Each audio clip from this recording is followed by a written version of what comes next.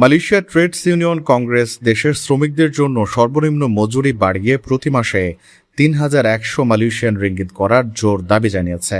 ক্রমবর্ধমান জীবনযাত্রার ব্যয় এবং শ্রমিকদের যোগ্যতা ও অভিজ্ঞতার সাথে সামঞ্জস্য রেখে এই বেতন বৃদ্ধির আহ্বান জানানো হয়েছে।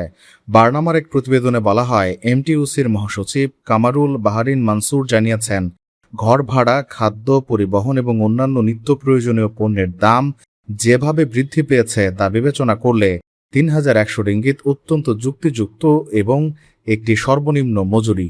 তিনি আরও উল্লেখ করেন, সর্বনিম্ন মজুরির এই কাঠামো শুধু একদম নিচের স্তরে সীমাবদ্ধ না রেখে মধ্যম আয়ের শ্রমিকদের ক্ষেত্রেও সম্প্রসারণ করা উচিত।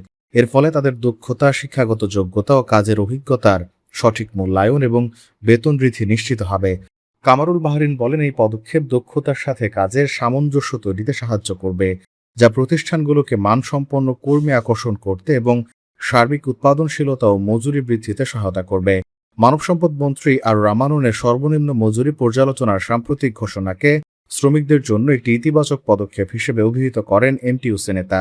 জাতীয় মজুরি পরামর্শক আইনের কথা উল্লেখ করে তিনি বলেন, প্রতি 2 বছর পর পর সর্বনিম্ন মজুরি পর্যালোচনা করার নিয়ম রয়েছে।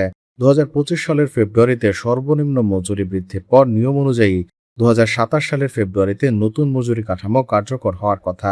তিনি বলেন, নতুন হার কার্যকর হতে আর মাত্র কয়েক মাস বাকি আছে, তাই সরকারের পক্ষ থেকে শিগগিরই নতুন বেতনের ঘোষণা দেওয়া প্রয়োজন।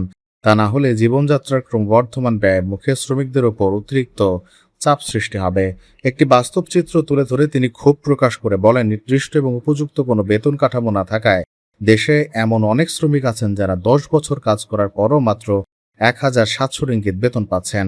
এমটিইউসি জাতীয় মজুরি পরামর্শক পরিষদের মাধ্যমে সরকারকে প্রয়োজনীয় পরামর্শ ও তথ্য প্রদান করে নতুন সর্বনিম্ন মজুরি নির্ধারণে সহযোগিতা করতে প্রস্তুত বলে জানান তিনি। উল্লেখ্য, মালয়েশিয়াতে স্থানীয় এবং বিদেশি শ্রমিকদের মজুরি কাঠামো একইভাবে গঠিত হয়। সর্বনিম্ন মজুরি ঘোষণার পর তা স্থানীয় এবং বিদেশি শ্রমিক উভয়ের ক্ষেত্রে একইভাবে প্রযোজ্য হয়ে থাকে। প্রবাস কণ্ঠ, নিউজ ডেস্ক।